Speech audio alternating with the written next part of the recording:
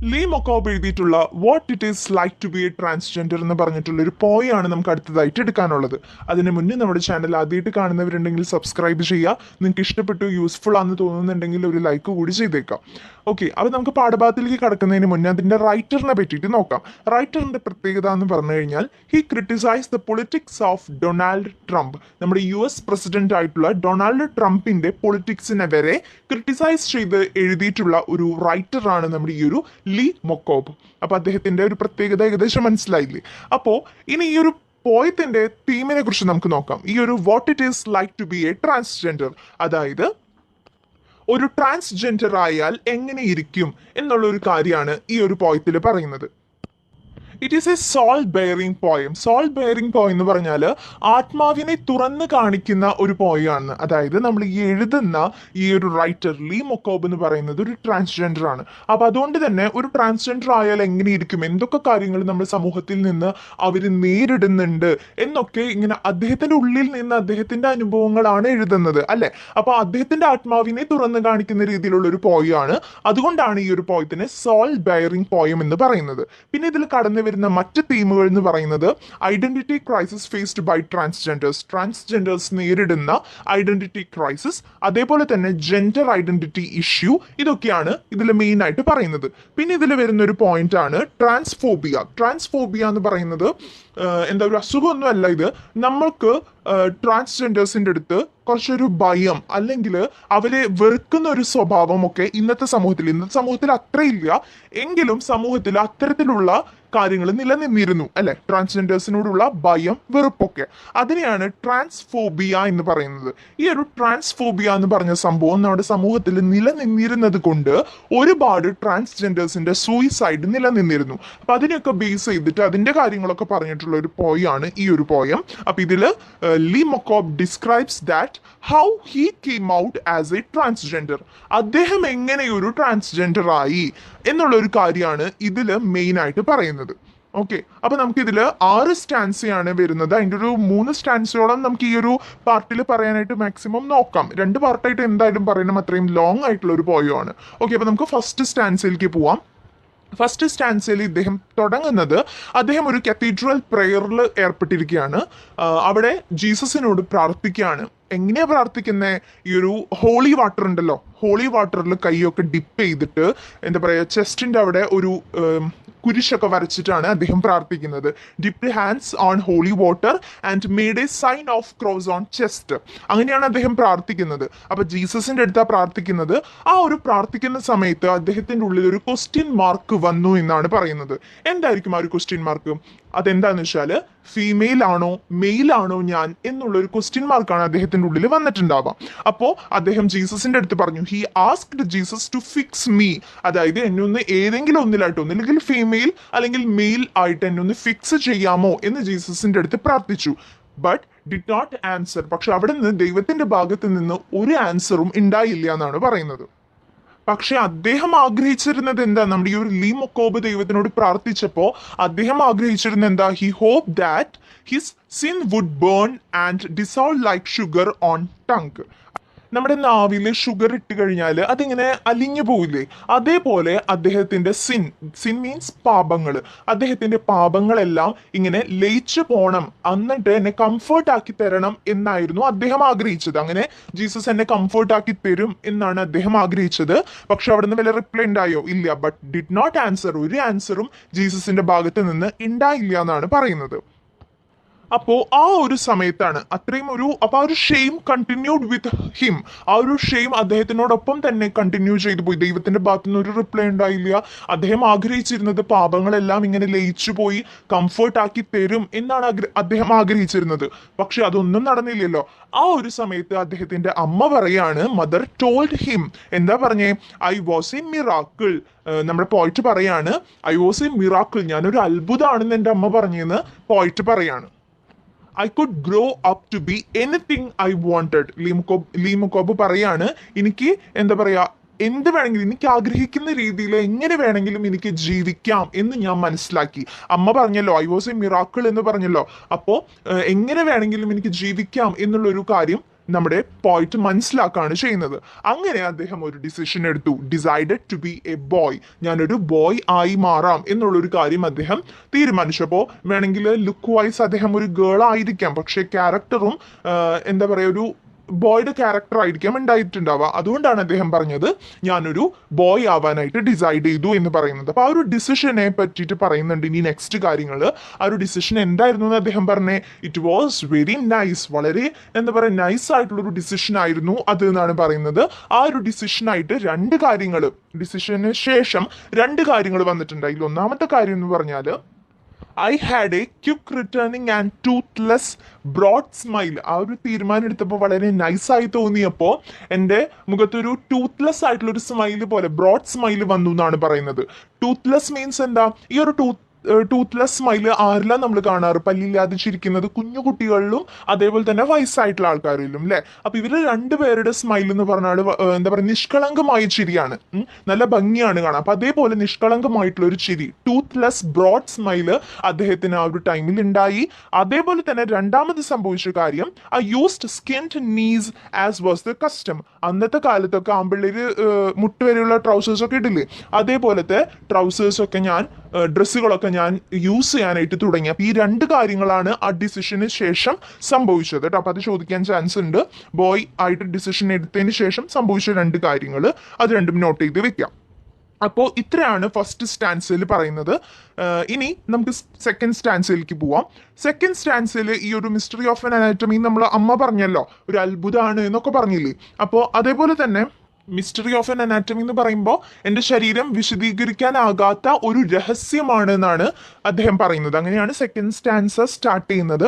അപ്പോൾ ഇതിൽ പറയുന്ന ഇമ്പോർട്ടൻ്റ് ആയിട്ടുള്ള ഒന്നാമത്തെ കാര്യം എന്ന് പറയുന്നത് അദ്ദേഹത്തിൻ്റെ ആൻറ്റിമാർ പറയുന്ന ഒരു കാര്യമാണ് കേട്ടോ. അപ്പോൾ അദ്ദേഹത്തിൻ്റെ ആൻറ്റിമാർ പറയാറുള്ളത് എന്താ പറയുക, സ്കേർട്ടൊക്കെ ഉണ്ടല്ലോ, പാവാടയൊക്കെ ധരിച്ചുകൊണ്ട് നടക്കാനാണ് ആൻറ്റിമാർ പറയാറ്. കാരണം ലുക്ക് വൈസ് ഒരു ഗേൾ ആണ്. അപ്പം അതുകൊണ്ട് പാവാടയൊക്കെ ധരിച്ചുകൊണ്ട് നടക്കാനായിട്ടാണ്, സ്കേർട്ട് യൂസ് ചെയ്യാനായിട്ടാണ് അവർ പറയാറ്. അതേപോലെ തന്നെ അവർ പറയാറുള്ള ഒരു കാര്യം നമ്മുടെ ലീമൊക്കോബ് പറയാണ്, if I continued I could not find a husband. അതായത് ഞാൻ ഇതേപോലെ കണ്ടിന്യൂ ചെയ്ത് പോയി കഴിഞ്ഞാൽ, അതായത് ആമ്പിള്ളേരെ പോലെ ഡ്രസ്സൊക്കെ ധരിച്ചുകൊണ്ട് നടന്നു കഴിഞ്ഞാൽ എനിക്കൊരു ഹസ്ബൻഡിനെ കിട്ടില്ല എന്നാണ് ആൻറ്റിമാർ പറഞ്ഞിരുന്നത്. അതേപോലെ തന്നെ അവർ സപ്പോർട്ട് ചെയ്തിരുന്നത് ഹെട്രോസെക്ഷൽ മാരേജിനായിരുന്നു. അതായത് ഒരു പെൺകുട്ടി ആയതുകൊണ്ട് ഒരു ആൺകുട്ടീനെ കല്യാണം കഴിച്ച് ചൈൽഡ് ബെയറിംഗ് ഒക്കെ ആയിട്ട് കുട്ടികളൊക്കെ ആയിട്ട് സുഖമായിട്ട് ജീവിക്കാനായിരുന്നു ആന്റിമാര് എൻ്റെ അടുത്ത് പറഞ്ഞിരുന്നതെന്ന്.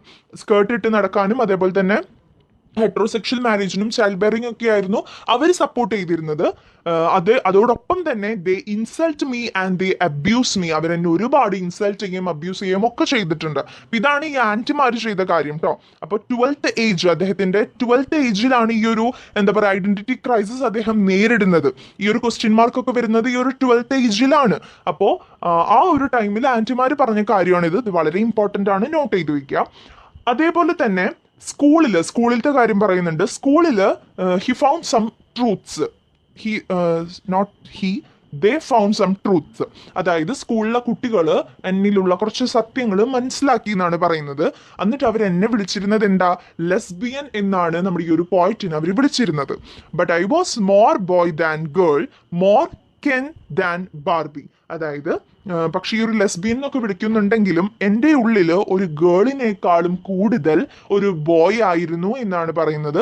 അതോടൊപ്പം തന്നെ അദ്ദേഹം പറയുന്നുണ്ട് more Ken than Barbie.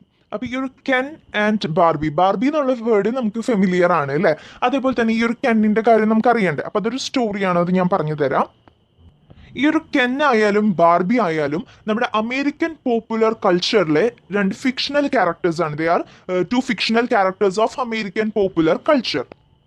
Ken and Barbie are dolls and they represent boy and girl. ഈ ഒരു കെൻ എന്ന് പറയുന്നത് ബോയ് ആയിട്ടും ബാർബി എന്ന് പറയുന്നത് ഗേൾ ആയിട്ടും റെപ്രസെന്റ് ചെയ്യുന്ന രണ്ട് ഡോൾസ് ആണ്. ഈ ഒരു കെന്നിന്റെ ഫുൾ ഫോം എന്ന് പറയുന്നത്, ഫുൾ നെയിം എന്ന് പറയുന്നത് കെന്നത്ത് കേഴ്സൺ എന്നാണ്. അതേപോലെ തന്നെ നമ്മുടെ ബാർബിയുടെ ഫുൾ ഫോം എന്ന് പറയുന്നത് ബാർബറ മില്ലിസെന്റ് റോബർട്ട്സ് എന്നാണ് ഫുൾ നെയിംസ്. അപ്പോൾ ഇതിവിടെ പറയാൻ കാരണം എന്ന് പറഞ്ഞാൽ ഇവർ രണ്ടുപേരും എന്താ പറയുക, ഒരാൾ ഒരു ബോയിനെയും ഒരാൾ ഗേളിനെയും റെപ്രസെന്റ് ചെയ്യുന്ന അമേരിക്കൻ പോപ്പുലർ കൾച്ചറിലുള്ള രണ്ട് ഫിക്ഷണൽ എന്താ പറയുക ക്യാരക്ടേഴ്സ് ആണ്.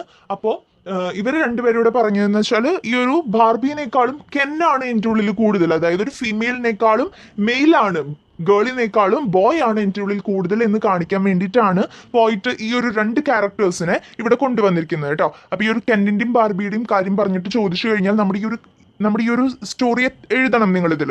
അമേരിക്കൻ പോപ്പുലർ കൾച്ചറിലെ രണ്ട് ഫിക്ഷണൽ ക്യാരക്ടേഴ്സ് ആണ്, നമ്മുടെ ഇവരുടെ ഫുൾ നെയിംസ് ഇതാണെന്നൊക്കെ പറഞ്ഞിട്ട് എഴുതിയിട്ട് വേണം നമ്മൾ കാര്യത്തിലേക്ക് വരാൻ. ഓക്കെ, അപ്പൊ അതിന് വേണ്ടിയിട്ട് ഞാനത് പറഞ്ഞ് നോട്ട് ചെയ്ത് വെക്കാം. അപ്പൊ ഇത്രയാണ് സെക്കൻഡ് സ്റ്റാൻസിൽ പറയുന്നത്. ഇനി നമുക്ക് തേർഡ് സ്റ്റാൻസ് നോക്കാം. ഈ തേർഡും കൂടി കഴിഞ്ഞിട്ട് ഞാൻ ഓവറോൾ ഒന്നും കൂടി പറയാം കേട്ടോ. അപ്പൊ തേർഡ് സ്റ്റാൻസിൽ പറയുന്നത് I did not hate my body. അപ്പൊ ഇത്രയൊക്കെ എന്താ പറയുക, ഇൻസൾട്ടുകളും അബ്യൂസും എല്ലാം നേരിട്ടിട്ടും I did not hate my body, ഞാൻ ഒരിക്കലും എൻ്റെ ബോഡീനെ എന്താ പറയുക ഇഷ്ടപ്പെടാതിരുന്നിട്ടില്ല എന്നാണ് പറഞ്ഞത്. ഐ ജസ്റ്റ് ലവ്ഡ് ഇറ്റ്, ഞാൻ അതിനെ വളരെയധികം സ്നേഹിച്ചിരുന്നു. I considered my body as house. അപ്പൊ നമ്മുടെ ഈ ഒരു point, he considered his body as house, ഒരു വീടിനെ പോലെയാണ് ഞാൻ എൻ്റെ ബോഡീനെ കൺസിഡർ ചെയ്തിരുന്നതെന്ന്. അപ്പൊ അതിന് റീസൺ ആയിട്ട് പറയുന്നത് എന്താ, when it broken you do not run away, you make it comfortable. അതായത് നമ്മുടെ വീടിന് ഏതെങ്കിലും ഒരു കോർണറിൽ എന്തെങ്കിലുമൊക്കെ ഒരു ചിഹ്നലോ എന്തെങ്കിലുമൊക്കെ സംഭവിച്ചു കഴിഞ്ഞാൽ നമ്മൾ ആ ഒരു വീട് ഇട്ടിട്ട് ഓടുകയാണ് ചെയ്യുക, അല്ല അല്ലെ, നമ്മൾ അതിന് നമ്മുടേതായ രീതിയിൽ നമുക്ക് കംഫർട്ട് ആവുന്ന രീതിയിൽ നമ്മൾ അതിന് കുറച്ച് മാറ്റങ്ങളൊക്കെ വരുത്തും. അതേപോലെയാണ് അദ്ദേഹം ചെയ്തുള്ളൂ. അദ്ദേഹത്തിന്റെ ബോഡീനെ ഒരു ഹൗസ് ആയിട്ടാണ് കൺസിഡർ ചെയ്തിരുന്നത്. അപ്പോൾ അതിൽ ചില എന്താ പറയാ പാളിച്ചകളൊക്കെ വന്നപ്പോൾ അദ്ദേഹം അതിന് കംഫർട്ട് ആവുന്ന രീതിയിൽ, അതിന് കുറച്ച് ചേഞ്ചസ് വരുത്തി. അതാണ് അദ്ദേഹവും ചെയ്തുള്ളൂ. അതാണ് ഈ ഹൗസ് ആയിട്ട് കമ്പയർ ചെയ്തത്. അപ്പൊ ഇതാണ് അതിൽ പറയുന്നത്. ഇനി അതിലൊരു ഫിഗർ ഓഫ് സ്പീച്ച് വരുന്നുണ്ട്. ഫിഗർ ഓഫ് സ്പീച്ച് എന്ന് പറഞ്ഞത് എന്താ പറയുക, ഈ ഒരു ലൈൻ ലൈക്ക് ഹൗസ് എന്നാണ് പറഞ്ഞിരിക്കുന്നത്. His body is like house. Like വന്നു കഴിഞ്ഞാൽ അതെന്താ, സിമിലി ആണ് അല്ലെ. അപ്പൊ ആ ഒരു കാര്യം കൂടി നോട്ട് ചെയ്ത് വെക്കുക. അപ്പൊ നമ്മൾ 3 സ്റ്റാൻസ പറഞ്ഞു. ഫസ്റ്റ് സ്റ്റാൻസിൽ ഇമ്പോർട്ടന്റ് ആയിട്ടുള്ളത് ആ ഒരു പ്രയറിന്റെ ആ ഒരു സെക്ഷൻ, ജീസസിന്റെ അടുത്ത് പ്രാർത്ഥിക്കുന്നു. അപ്പൊ എങ്ങനെ പ്രാർത്ഥിക്കുന്നു എന്നുള്ള കാര്യം, കൈയൊക്കെ ഹോളി വാട്ടറിൽ ഡിപ്പ് ചെയ്ത് സൈൻ ഓഫ് ക്രോസ് ഒക്കെ വരച്ച് ഒക്കെയാണ് പ്രാർത്ഥിക്കുന്നത്. ഫിക്സ് എന്നൊരു ask Jesus to fix me അല്ലെ, എന്നൊരു മെയിൽ ആയിട്ടോ ഫീമെയിൽ ആയിട്ടോ ഫിക്സ് ചെയ്യാൻ പറഞ്ഞിട്ടാണ് പ്രാർത്ഥിക്കുന്നത്. ക്വസ്റ്റ്യൻ മാർക്കിന്റെ കാര്യം ഇമ്പോർട്ടന്റ് ആണ്.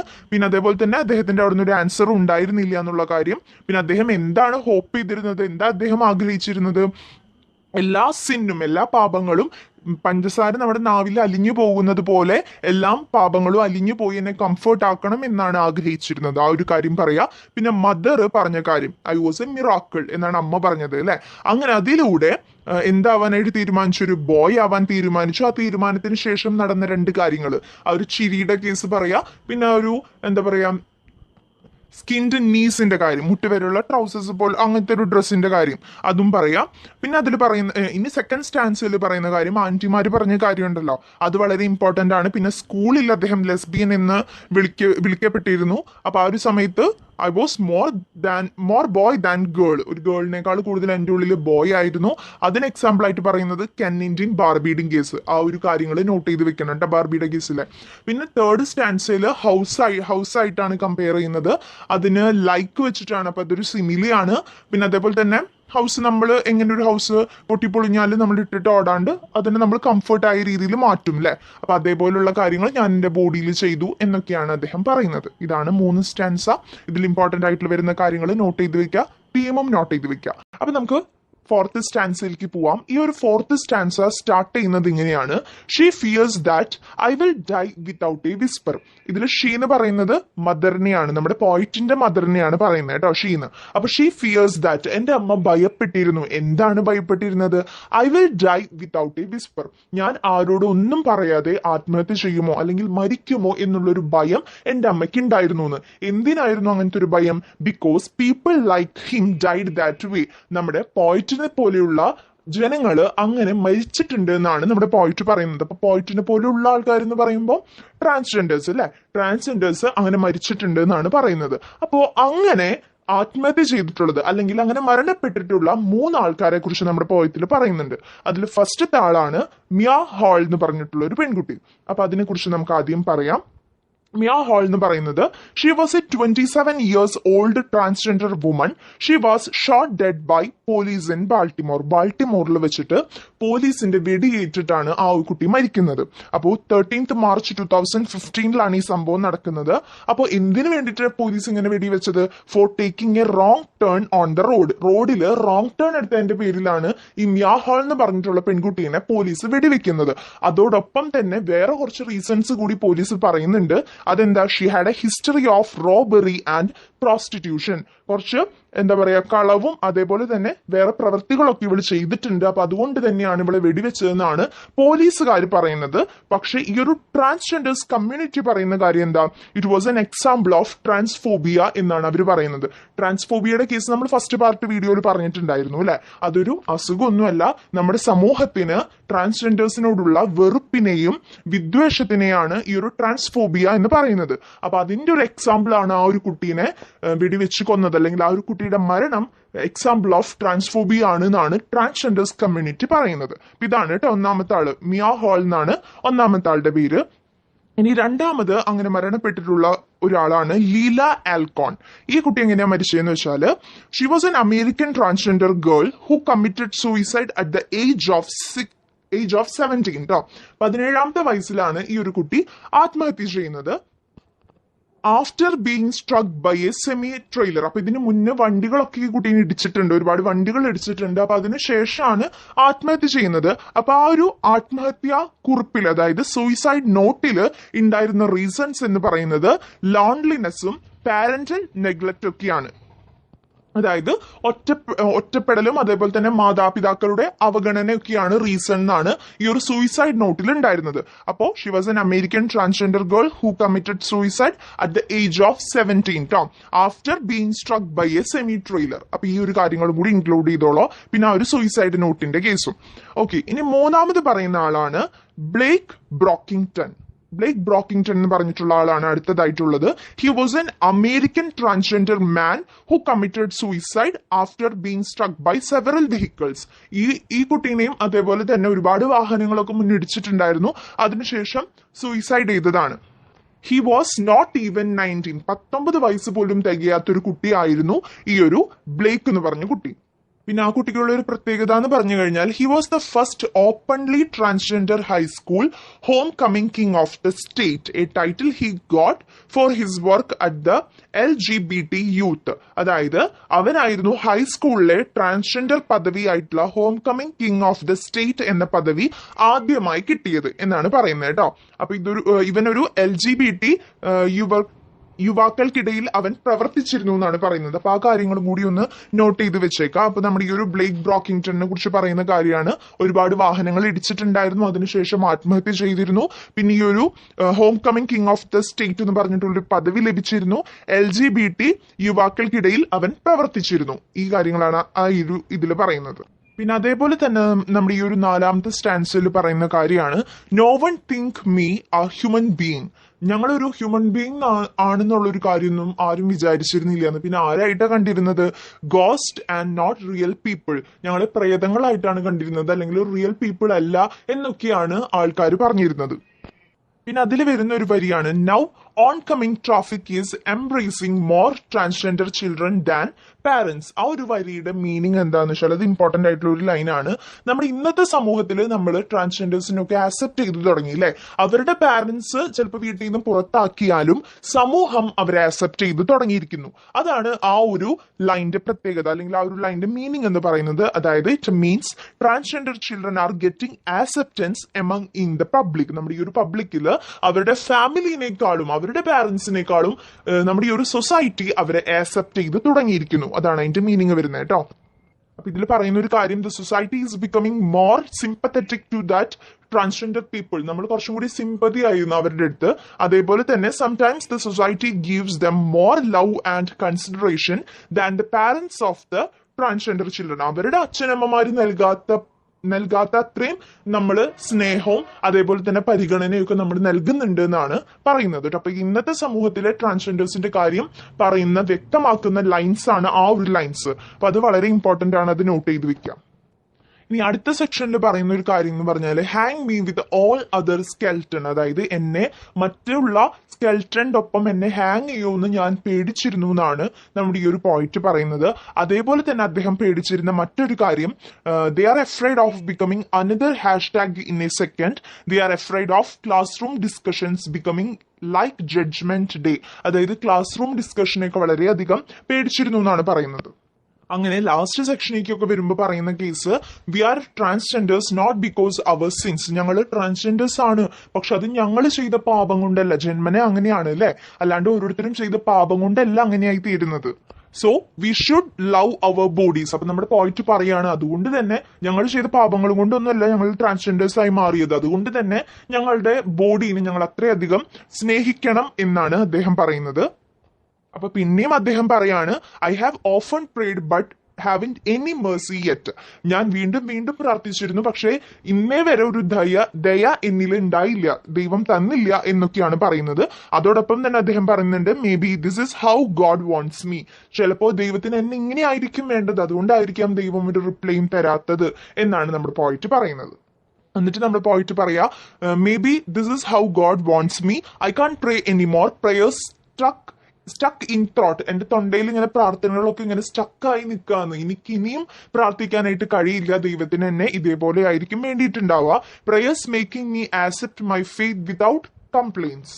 അപ്പൊ ഞാനിങ്ങനെ പ്രാർത്ഥിച്ചതിലൂടെ എനിക്ക് ലഭിച്ച കാര്യം എന്താ, എന്റെ ഈ ഒരു കാര്യത്തിനെ കംപ്ലൈൻസ് ഒന്നും ഇല്ലാതെ ഞാൻ ആക്സെപ്റ്റ് ചെയ്യാണെന്നാണ് നമ്മുടെ പോയിന്റ് പറഞ്ഞത്. അപ്പോൾ ഇത്രയാണ് നമ്മുടെ ഈ ഒരു പോയിന്റിന്റെ സ്റ്റാൻസി ആയിട്ടുള്ള സമ്മറി. അപ്പൊ ഇതിന്റെ സ്റ്റാൻസയുടെ ഒരു പ്രത്യേകത എന്ന് പറഞ്ഞാൽ ഇറഗുലർ സ്റ്റാൻസിയാണ്. നമ്മൾ നേരത്തെ റെഫ്യൂജി ബ്ലൂസ് പറഞ്ഞപ്പോൾ നമ്മൾ പറഞ്ഞിരുന്നു 12 സ്റ്റാൻസി ഉണ്ടായിരുന്നു, ഓരോ സ്റ്റാൻസിലും 3 ലൈൻസ് വീതമായിരുന്നു എന്നൊക്കെ നമ്മൾ പറഞ്ഞിട്ടുണ്ടായില്ലേ. പക്ഷെ ഈ ഒരു പോയത്തിന് അങ്ങനെ പറയാനായിട്ട് നമുക്ക് കഴിയില്ല, ഇറഗുലർ ആണ് ഫുള്ളും. അപ്പൊ അങ്ങനത്തെ ഒരു പോയമാണിത് കേട്ടോ.